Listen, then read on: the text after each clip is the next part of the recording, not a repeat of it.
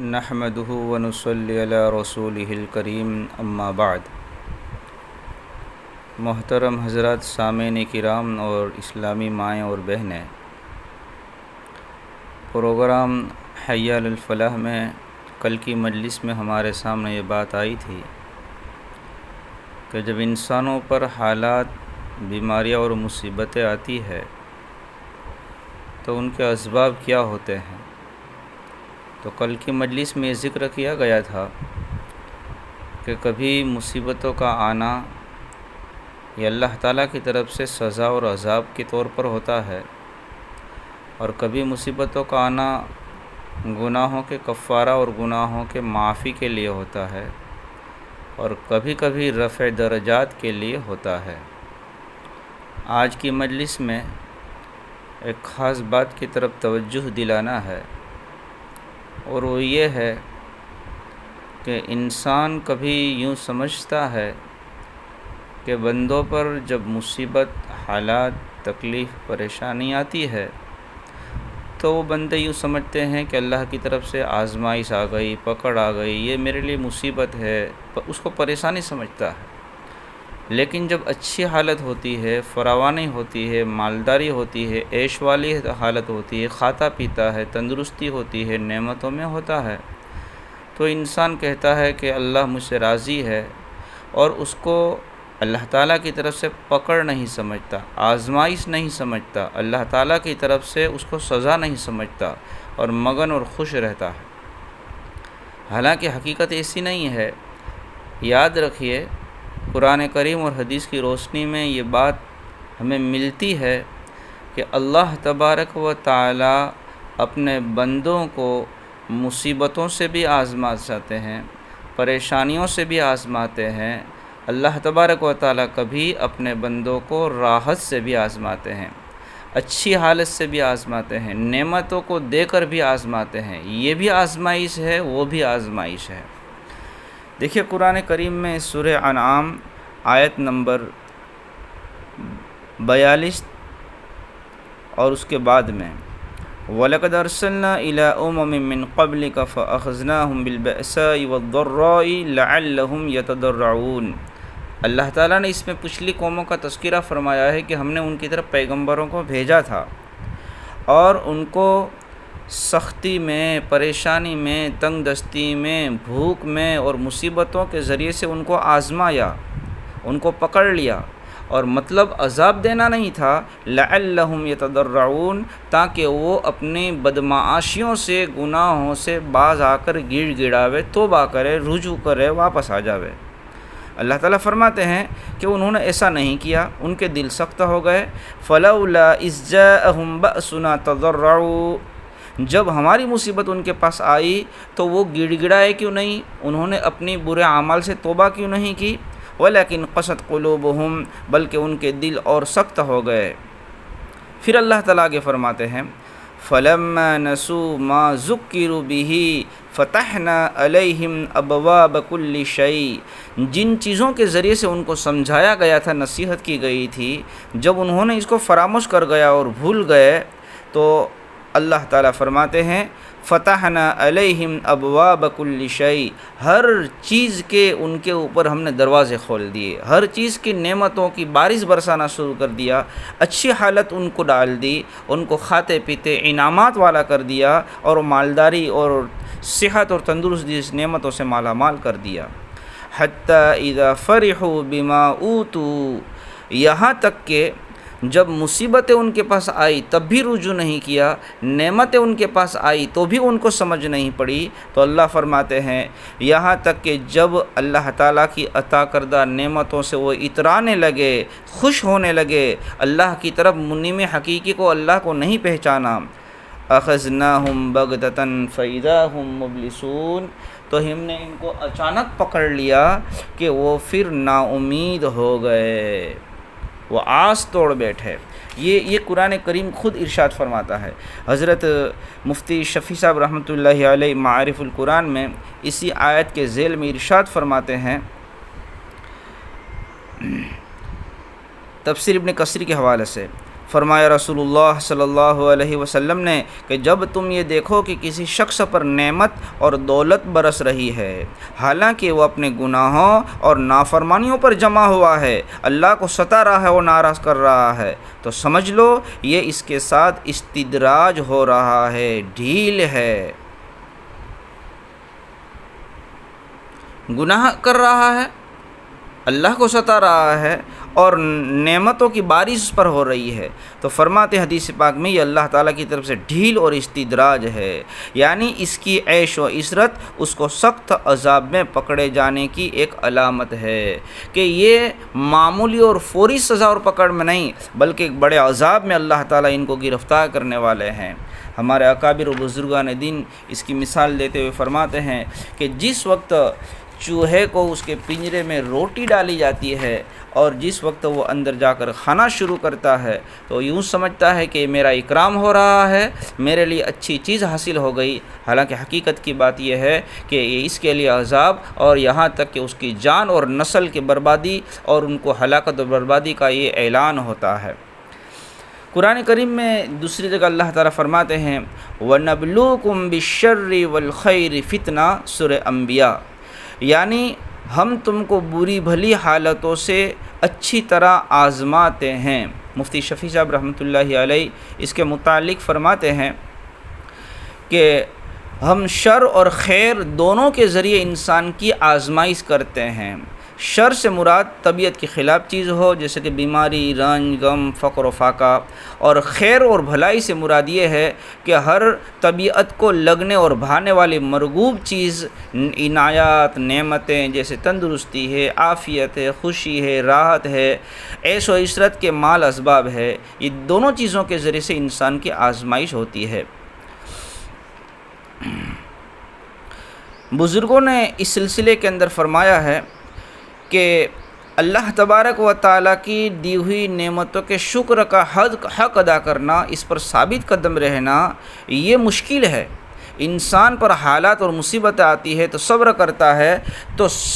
مصیبت کے حق کو ادا کرتے ہوئے صبر کا اختیار کرنا یہ آسان ہے۔ جب مصیبت آتی ہے تو انسان جم جاوے، صبر کر لیوے، یہ آسان ہے، لیکن جب انسان پر اچھی حالت ہو، جب مال کی فراوانی ہو، تندرستی ہو، جب اچھی حالت کے اندر ہو، تو اس وقت اس نعمت کا شکر ادا کرتے ہوئے اعتدال پر جمنا یہ بڑا مشکل کام ہے، اس کا حق ادا کرنا۔ اسی لیے حضرت عمر فاروق رضی اللہ تعالیٰ عنہ ارشاد فرماتے ہیں بُلِينَا بِالضَّرَّاءِ فَصَبَرْنَا وَبُلِينَا بِالسَّرَّاءِ فَلَمْ نَصْبِرْ، یعنی ہم تکلیفوں میں مبتلا کیے گئے، اس پر تو ہم نے صبر کر لیا، لیکن جب راحت اور عیش و عشرت کے اندر ہم مبتلا کیے گئے تو اس پر صبر نہ کر سکے، یعنی اس کے حقوق ادا کرنے سے ثابت قدم نہ رہ سکے۔ معارف القرآن جلد 6 صفحہ نمبر 188۔ قرآن کریم میں ایک تیسری آیت کریمہ ہے جس میں اللہ تعالیٰ یہی فرماتے ہیں کہ آزمائش بندوں کی کبھی اچھی حالتوں کے ذریعے سے ہوتی ہے اور کبھی بری حالتوں کے ذریعے سے۔ وَبَلَوْنَاهُمْ بِالْحَسَنَاتِ وَالسَّيِّئَاتِ لَعَلَّهُمْ يَرْجِعُونَ، سورہ اعراف۔ اور ہم ان یہودیوں کو خوشحالیوں یعنی صحت اور غنا اور مالداری اور بدحالیوں یعنی بیماری اور فقر سے آزماتے رہے شاید کہ وہ اس سے باز آ جاوے، یعنی ہم نے اچھی بری حالتوں سے ان کا امتحان لیا اور اس کے ذریعے سے مقصد یہی تھا کہ اپنی بری باتوں سے، بری حالتوں سے وہ باز آ جاوے۔ معلوم ہوا ان دونوں آیتوں کے ذریعے سے کہ انسان کو دونوں طریقے سے اللہ تبارک و تعالیٰ آزماتے ہیں، لیکن جب انسان اللہ کا بندہ حقیقت کے اندر وہ اعتدال پر رہ کر اس کو دیکھتا ہے تو دونوں ہاتھوں میں وہ اللہ تک پہنچتا ہے۔ اس سلسلے میں مسلم شریف کی روایت ہے،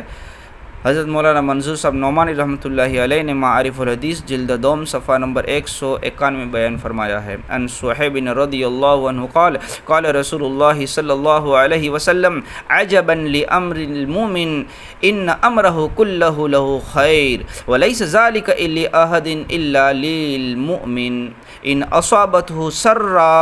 شکر فكان خيرا له وَإِنْ أَصَابَتْهُ ضَرًّا صَبَرَ فَكَانَ خَيْرًا لَهُ۔ حضرت صہیب رضی اللہ تعالیٰ عنہ سے روایت ہے کہ رسول اکرم صلی اللہ علیہ وسلم نے ارشاد فرمایا کہ مومن بندے کا معاملہ بھی بڑا عجیب غریب ہے، اس کے ہر معاملے میں، ہر حال میں اس کے لیے خیر ہی خیر ہے۔ اگر اس کو خوشی، راحت اور آرام پہنچے، وہ اپنے پروردگار کا شکر ادا کرے اور یہ اس کے لیے خیر ہی خیر ہے، اور اگر اس کو کوئی دکھ سکھ اور مصیبت پہنچتی ہے، اس کو بھی اپنے حکیم اور کریم رب کا فیصلہ، اس کی مشیت یقین کرتے ہوئے اس پر صبر کرتا ہے، تو یہ صبر بھی اس کے لیے سراسر خیر اور موجب برکت ہے۔ معلوم ہوا اس حدیث پاک کے ذریعے سے کہ انسان کو دونوں حالتوں میں اللہ کی معرفت حاصل کرنے کا اچھا موقع ملتا ہے۔ ایک کتاب ہے گلدستہ مواعظ، مفتی شفیق صاحب بروڈوی دامت برکاتہم کی، مانگرول میں بھی آتے رہتے ہیں۔ انہوں نے جلد اول صفحہ نمبر 174 پر ایک عجیب بات لکھی ہے۔ وہ فرماتے ہیں کہ جب ہم دارالعلوم کنتھیا سے فارغ ہوئے تو ہمارے محسن استاد حضرت مولانا مفتی عبداللہ صاحب کاوی رحمۃ اللہ علیہ نے ایک خط لکھا، اور خط کے اندر کہا کہ میں تم کو ایک خاص بات کی طرف دھیان دیتا ہوں، خاص طور پر کہتا ہوں کہ موافق حالت میں کبھی اترانا نہیں، جب نعمتیں ہو، جب اللہ تبارک و تعالیٰ کی طرف سے آرام ہو، آسائش ہو، تندرستی ہو، تو موافق حالات میں کبھی اترانا نہیں اور مخالف حالات میں کبھی گھبرانا نہیں۔ لیکن اس کے لیے ضرورت پڑے گی دو چیزوں کی، علم کی اور حلم کی، یعنی بردباری کی۔ شکر کے لیے علم اور صبر کرنے کے لیے حلم کی ضرورت ہے۔ شکر علم کے بغیر اور صبر حلم کے بغیر ممکن نہیں ہے۔ اور پھر فرمایا کہ مومن مصیبت میں صبر کرتا ہے اور نعمت پر شکر ادا کرتا ہے، یہ صرف مومن ہی کی خصوصیت ہے۔ مومن کے علاوہ جو ہے وہ خوشیوں میں اترانے لگتے ہیں اور غموں میں ماتم کرنے لگتے ہیں۔ تو اس کے ذریعے سے بھی معلوم ہوا کہ ہمیں ان دونوں حالتوں کو مد نظر رکھتے ہوئے برابر اللہ تعالیٰ کی طرف متوجہ ہونا چاہیے۔ ہمارے مرشد زماں حضرت مولانا قمر الزمان صاحب الہ آبادی، اللہ تبارک و تعالیٰ آپ کو صحت نصیب فرماوے، آپ کی کتاب ہے نصیحت المسلمین، اس کے صفحہ 107 پر آپ ارشاد فرماتے ہیں، قال علی رضی اللہ عنہ یا ابن آدم لا تفرح بالغنى ولا تقنط بالفقر ولا تحزن بالبلاء ولا تفرح بالرخاء فإن الذهب يجرب بالنار وأن العبد الصالح يجرب بالبلاء۔ حضرت علی کرم اللہ وجہہ ارشاد فرماتے ہیں کہ اے انسان، اپنی مالداری اور تونگری پر گھمنڈ نہ کر، اور اپنی غربت، غریبی اور فقر و فاقہ کی وجہ سے مایوس نہ ہو جا، بلا اور مصیبتوں کی وجہ سے غمگین نہیں ہونا چاہیے، اور وسعت اور فراخی کی وجہ سے مست اور زیادہ عجب نہیں کرنا چاہیے، اس لیے کہ سونے کے کھرے اور کھوٹے، اچھا اور کھوٹا ہونے کو آگ کے ذریعے ہی پرکھا جاتا ہے، اسی طرح نیک بندوں کو بلا اور مصیبتوں سے آزمایا جاتا ہے۔ اللہ تعالیٰ کی طرف سے اپنے بندوں کی آزمائش کبھی مسرتوں اور خوشحالی کے ذریعے سے ہوتی ہے تاکہ وہ شکر بجا لاوے، اور کبھی غمی اور تکلیف کے احوال سے بھی ہوتی ہے تاکہ بندہ صبر کا مظاہرہ کرے۔ برابر غور سے سنیں، یہاں پر دو لفظ ہے کتابوں میں، ایک ہے منحتن اور دوسرا ہے محنتن۔ منحتن کے معنی عطیہ، اللہ کے انعامات، اللہ کی نعمتیں، اچھی حالتیں، کبھی اس سے بھی امتحان اور آزمائش ہوتی ہے، اور دوسرا لفظ ہے محنتن، یعنی آزمائش اور تکلیف اور مصیبتیں، اللہ اپنے بندوں کو کبھی اس سے بھی آزماتا ہے۔ دونوں امتحان ہے، تکلیف کے حالات میں صبر کا تقاضا کرتے ہیں اور انعامات، عطایا، شکر کے تقاضے کرتے ہیں، مگر صبر کے حقوق کا ادا کرنا شکر کے حقوق ادا کرنے سے آسان ہے، اس لیے نعمتیں اور عطایا زیادہ بڑی آزمائش ہوتی ہے۔ حضرت علی کرم اللہ وجہہ نے فرمایا، جس شخص پر دنیا میں وسعت کی گئی اور وہ یہ بات نہ سمجھ سکا کہ یہ اس کی آزمائش ہے، تو وہ اپنی عقل میں دھوکہ کھا رکھا ہے، اس کی عقل نے اس کو دھوکے میں ڈال دیا ہے۔ علامہ ابن القیم جوزی رحمۃ اللہ علیہ فرماتے ہیں اللہ تعالیٰ نے جس شخص کو جنت کے لیے پیدا فرمایا ہے اس کے پاس ہمیشہ مکارہ اور ناپسندہ حالات کے تحفے آتے رہتے ہیں، اور جس کو جہنم کی آگ کے لیے پیدا کیا ہے اس کے پاس ہمیشہ شہوات اور خواہشات کے تحفے آتے ہیں۔ نصیحۃ المسلمین صفحہ نمبر 110۔ امام ابو الوفا ابن عقیل رحمۃ اللہ علیہ نے کتاب الفنون میں فرمایا کہ نعمتیں بھی اللہ تعالیٰ کی طرف سے مہمان ہے، ان کی مہمانی شکر ادا کرنا ہے، اور مصیبتیں اور بلائیں بھی اللہ تعالیٰ کی طرف سے مہمان ہے، اور اس مہمانی کی مہمانی یہ ہے، مہمان کی مہمانی کہ اس پر صبر کرے۔ تو تم اس کی کوشش کرو کہ تمہارے دونوں قسم کے مہمان بہترین مہمانی پر شکر گزار ہو کر کے جاوے۔ تم جو کچھ سنتے اور دیکھتے ہو اس کا مشاہدہ کر کے جاوے اور اللہ تبارک و تعالیٰ کے پاس اچھی حالت میں پیش ہو۔ حضرت قاری طیب صاحب رحمۃ اللہ علیہ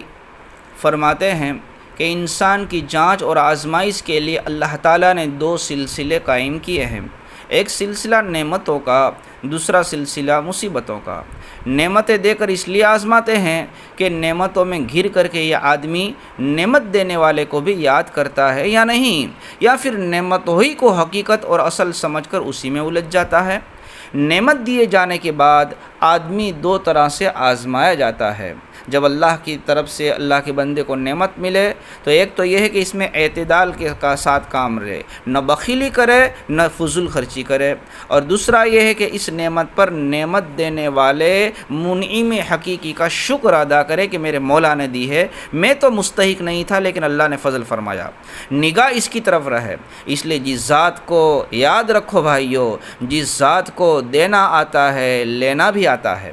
اسی طرح کبھی کبھی مصیبتوں سے بھی اللہ تعالیٰ بندوں کو آزماتے ہیں، وہ اس طرح کہ مصیبت میں گھر کر آدمی آیا اسی کا ہو کر کے رہ جاتا ہے، یعنی شک و شکایت کرے، جزا کرے، واویلا کرے، اور مصیبت پر رو رو کر کے مصیبت کو دوہرا کر دے،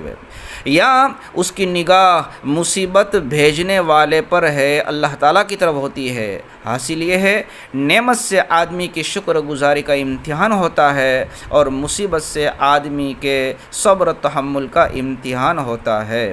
جواہر حکمت صفحہ نمبر 242۔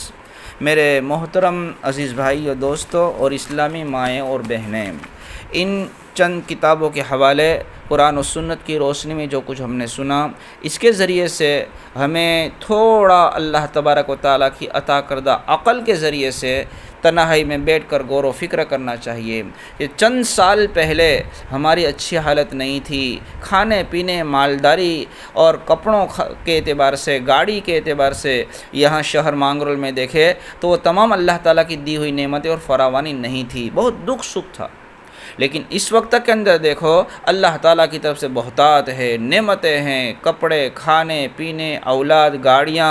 ہر طرح کی نعمتوں میں بڑھوتری ہو رہی ہے۔ تو یہ اللہ تعالیٰ کی طرف ہمیں اور زیادہ ڈرنا چاہیے کہ کہیں ایسا تو نہ ہو کہ پہلے اللہ نے مصیبت ڈالی، ہم اللہ کی طرف رجوع ہو کر نیک و صالح نہ بنے، اب اللہ تبارک و تعالیٰ اب نعمتوں کے دہانے کھول رہے ہو اور ہمارے لیے کہیں استدراج نہ ہو۔ اس لیے بھائیو، یہ رمضان کا مہینہ شروع ہو رہا ہے، نعمتوں کو اللہ کی طرف سمجھے، اللہ تبارک و تعالیٰ کی دی ہوئی نعمتوں کو اللہ کی رضا میں استعمال کرے، خوب رو رو کر اللہ کو راضی کرے، تاکہ اللہ تبارک و تعالیٰ دونوں حالتوں میں ہمیں ثابت قدم اور اعتدال پر رکھے۔ اللہ تعالیٰ سے دعا کرتے ہیں اللہ تبارک و تعالیٰ ہمیں ہر امتحان میں کامیاب ہونے کی توفیق نصیب فرماوے۔ وآخر دعوانا ان الحمد للہ رب العالمین۔